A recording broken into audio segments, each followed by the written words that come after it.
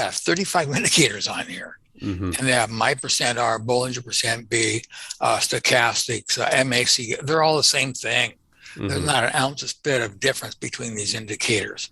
So the secret with indicators is this: A, the indicator must have the time frame of the commodity you're trading. So most indicators use a 10-day or a 14-day look back period, and they're well. Pork bellies aren't in our pork bellies. Hogs are not in a 14-day time period. Neither are the S&Ps or crude oil. You better adapt it to the time frame of the market you're trading. A, B, each indicator in your chart should serve a different purpose. Right. So to have an oscillator on and another, they're all the same thing. They're all robotic oscillators. They're like, so what? You just need one of those. I think you need one to measure accumulation, one to measure or bought or sold, one to measure momentum or trend, one to help you understand the patterns of the market. So each tool should help you in a separate, different fashion.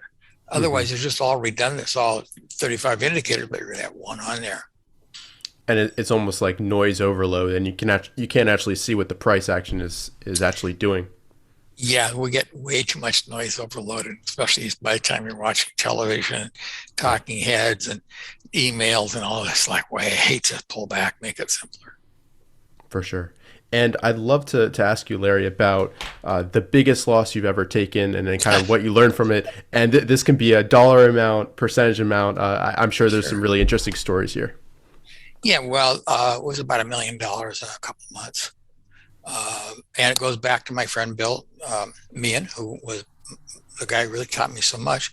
Bill thought cattle would go up, and I really believe in Bill, so I bought a lot of cattle, and then went down. And I thought, well, hey, I even better deal now, so I bought more cattle, and then went down again. And I bought more cattle, and finally didn't have any more money to buy cattle with, and they continued going lower.